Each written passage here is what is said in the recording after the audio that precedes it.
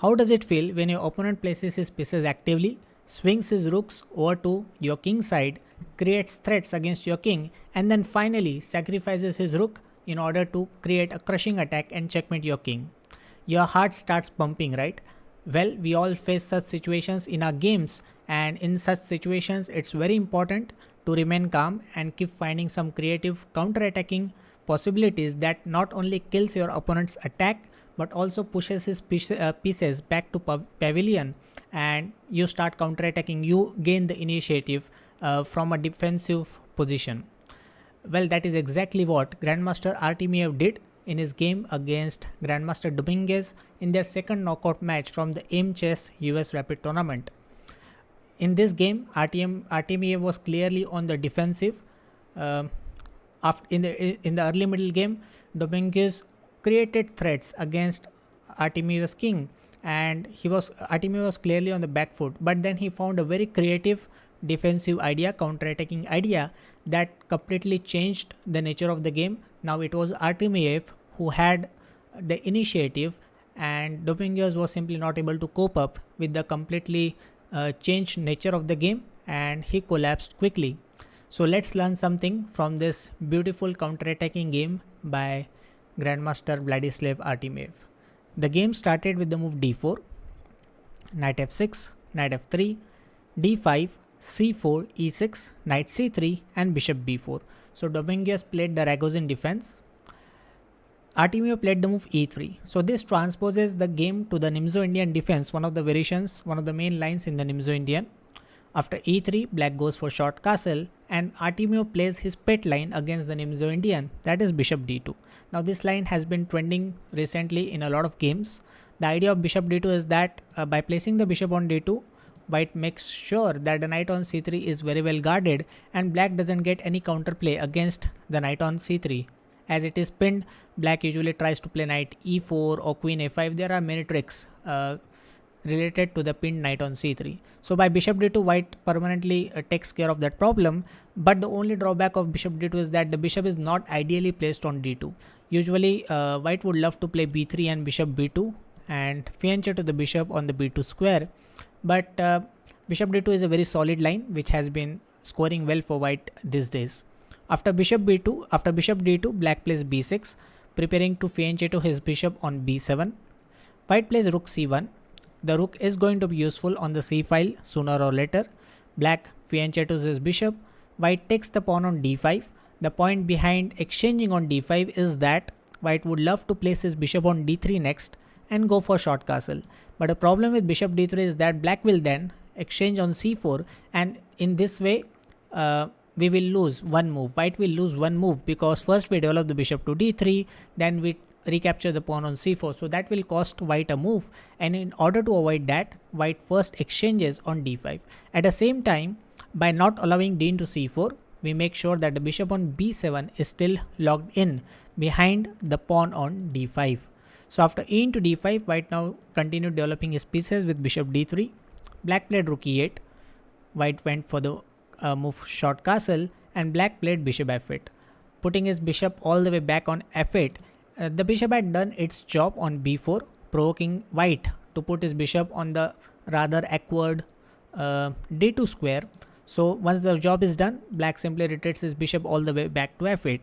Now black would love to play moves like knight d7, play c5 at the appropriate moment, and it's a normal game.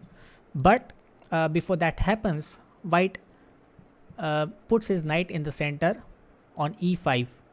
By putting the knight in the center, white can then later try to foster the knight further by playing the move f4, and slowly one of the main plans for white in this structure is to play f4 and then try to swing the queen over to the king side or the rook over to the king side and create a devastating attack against the black king. But in this game, we'll see that Artemiev approaches this position in a positional way. He doesn't try to attack the opponent's king, but rather plays positional chess, and this also shows that we can play the same position in a number of different ways. Dominguez started creating action in the center straight away by the move c5, and Artemiev played a rare move in this position, that is b3. The main move, as I told earlier, is to play f4 and start swinging the pieces on the king side in order to create some deadly threats against the black king. But here Artemiev plays b3. Now this is a clearly a positional move. The idea behind b3 is more of a prophylactic because by playing b3, white makes sure that the c4 square is covered and black doesn't get the option of pushing forward on the queen side with c4. Many times black has the idea of playing c4, b5, a5 and push the pawns on the queen side in order to generate counterplay against white's king side threats. But after b3, black doesn't get that opportunity. Anyways, black continues with knight c6, challenging white's active knight.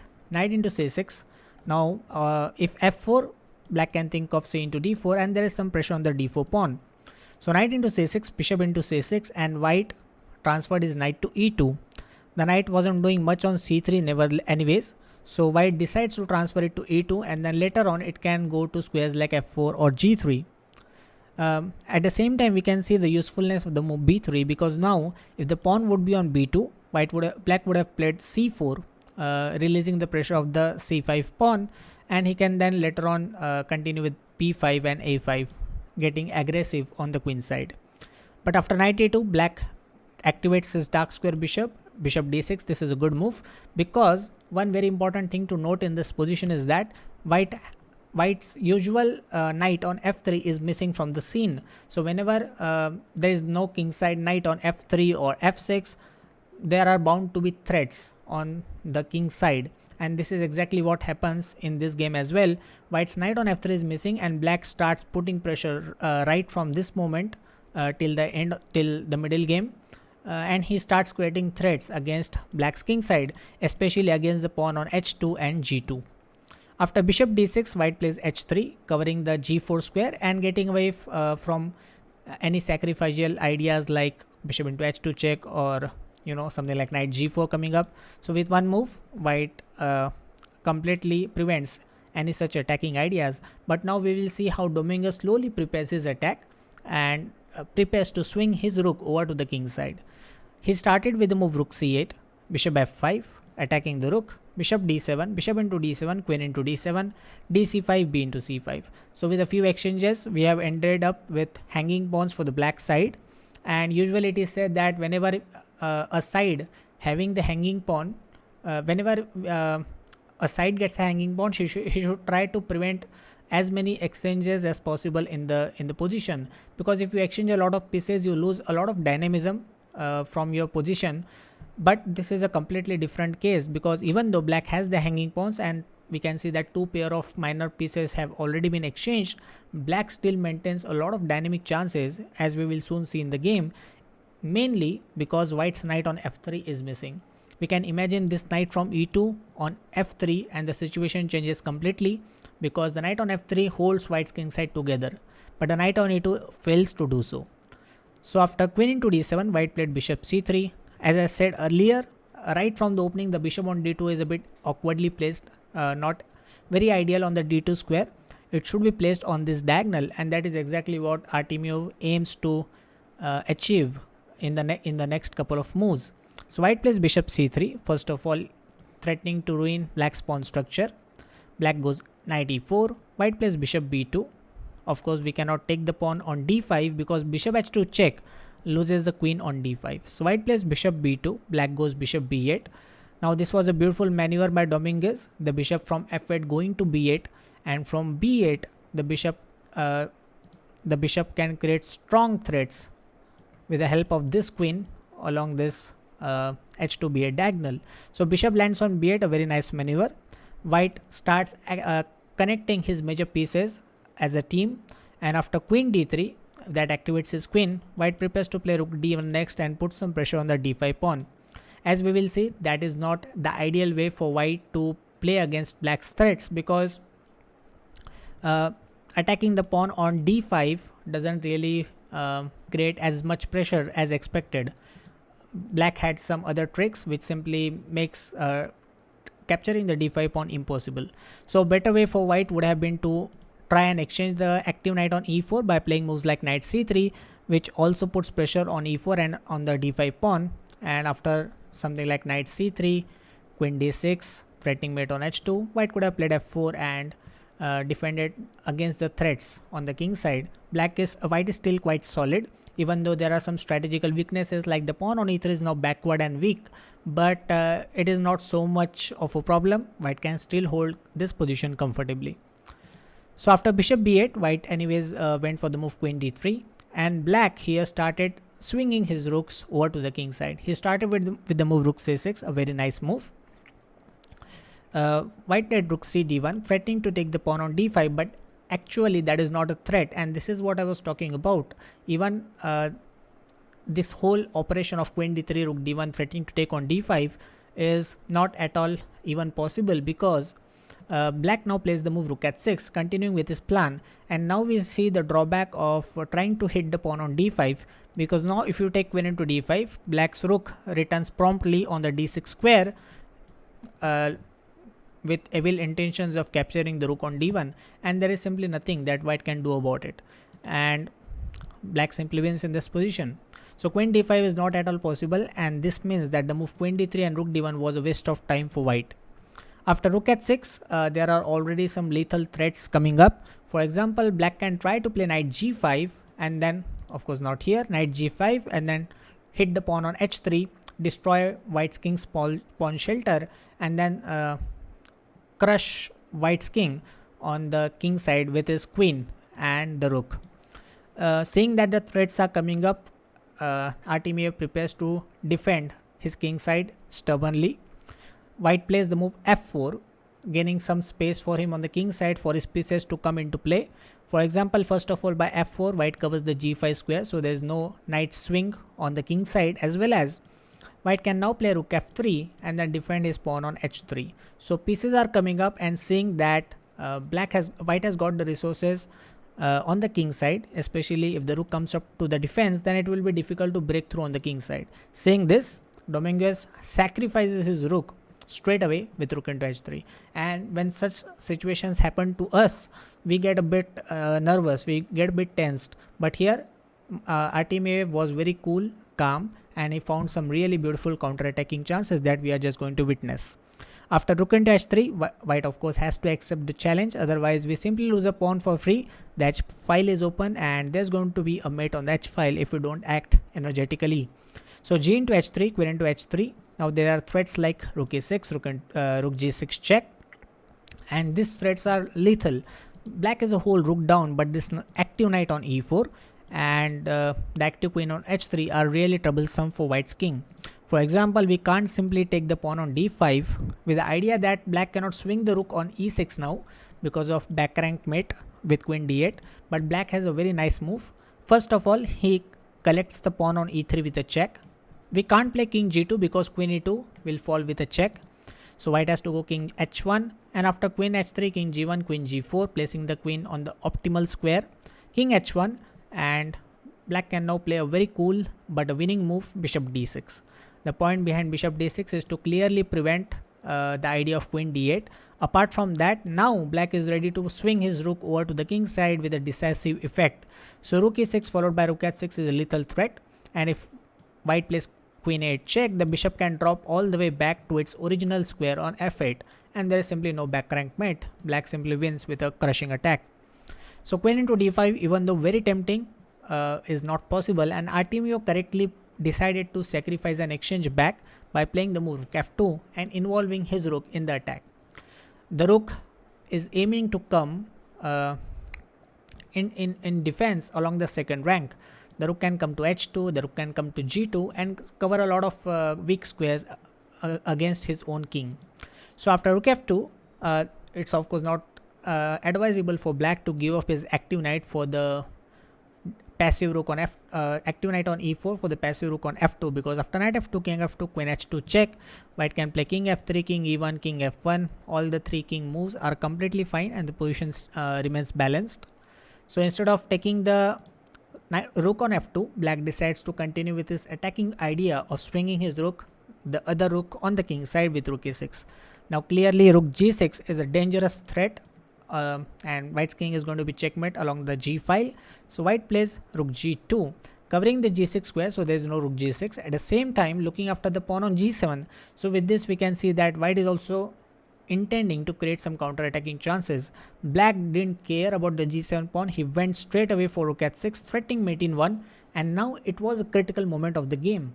The idea that Artemiev found in the game was really nice, really beautiful, and it was really a very logical choice with less time control. In fact, with such a less time control, it's really it's really appreciable to find such an idea, such a queen sacrifice, because Artemiev sacrificed his queen with queen into e4, which is really beautiful.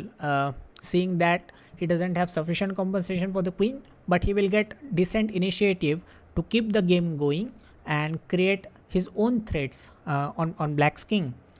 In fact, the engines suggest a better way to defend, which was tough to find with less time on the clock, and that was rook g7 check, king f8 and rook f7 check, eliminating both the pawns in front of black's king and exposing black's kings to further checks. King into f7 is clearly impossible because of queen d5 check.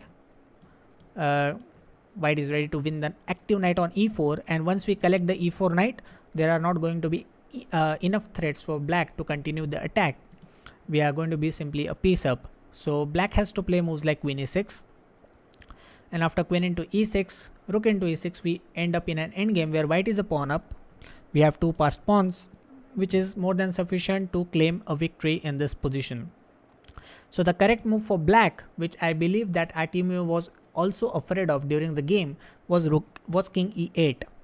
Not grabbing this rook because it allows us to take the pawn with a check, but here white had another good move that forces a perpetual by playing queen b5 check, king into f7, and now queen b7 check, a very nice intermediate move before taking the bishop again with a check. So after king e8, queen b8 check, king f7, white can take the pawn or play queen b7 check, doesn't matter. It ends up in a perpetual and white escapes with the draw. So this was a nice drawing idea for white, but both players missed it, I believe, and Artemiev found a very creative solution.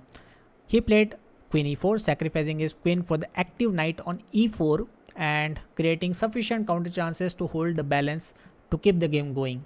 After queen e4, white played queen h1 check. Of course, he can't take the queen immediately because of rook d8, and that will lead to a mate. So queen h1 check, king f2, queen h4 check. With this maneuver of queen h1 and then queen h4, black covers the d8 square, so there is no rook d8 coming up. Knight g3 blocking the check, d into e4, and now Artemiev swings his rook over to the other side of the board with rook h1, kicking the queen back all the way to d8. The queen has to go back. There is no other tricks or options on the king side. Rook into h6. This forces black to recapture with the g pawn, and it completely exposes his own king. And this is the initiative that I was talking about. After gh6 knight e4 check, white doesn't have anything concrete to win the material back, because he is a queen down. He has a rook and a knight for the black queen, which is clearly not sufficient, but he has the initiative now, and the tables have turned completely. Even though objectively black is still better, practically it's really tough to face this sudden change in the nature of the game. So after knight e4 check, king f8, that's the only square for the king. Bishop g7 check, pushing the king again towards the center so that it will be more exposed to checks and threats. King e8, bishop f6, threatening the queen and preparing to play rook g8 check. The bishop on b8 is in danger, so black has to play queen b6, ensuring that the bishop on b8 remains protected. White infiltrated with his rook, king d7, and white played rook f8, threatening the pawn on f7. Now the best move for black was to get away with the king with king c6, because at some point white is going to take the pawn on f7, give a check, and at that moment we have to move the king somewhere. So king c6 made more sense, and after rook into f7, black can activate his queen with queen a6, threatening the a2 pawn and creating some threats on white's position. So here black had sufficient counterplay, and maybe black would have slowly squeezed a win from this position, though it's very, very tough, very unlikely, but black had better chances objectively at least. But instead of playing king c6, black played bishop c7, and from here on, after rook f7 check, king c8, rook h7, the position becomes completely unclear and balanced. Now white can hope to be ambitious and try to win more pawns in the position. First of all, that 6 pawn is hanging, the c5 pawn is weak, and black's king is always under pressure from white's bishop, knight and rook. So here white can also be hopeful and white can play for an advantage, but luckily for Artemiev, Dominguez blundered straight away. He fell under pressure and he played the move queen e6, which was a blunder, and white simply won with a cool and calm move rook at check, forcing the black king either to go to b7 or on d7, and both of the moves loses to knight c5 because it forks the black queen on e6. So this basically means that black is forced to give up his bishop for absolutely free. Bishop d8, rook d8 check, king c7, and now the e4 knight was under attack, so white simply protected it with his king, and we can see that white now has 3 pieces for the black queen on e6. Now this is clearly sufficient material to claim an advantage, and Artemiev slowly pushed through victory in this game. So this was a nice counter-attacking game by Artemiev, especially when Dominguez sacrificed his rook with rook h3. The things on the king side looked really shaky for white, but he kept his calm. He played rook f2, brought the rook along the second rank for defense, and then at a correct moment completely changed the nature of the game by sacrificing his queen on e4, even though for insufficient compensation. But this sudden change in the nature of the game was something that Dominguez could not cope with, and he finally ended up losing in this game. So a nice counter-attacking game. I hope you learned something from this game. Stay tuned for more instructive videos, and see you again in the next video. Bye bye.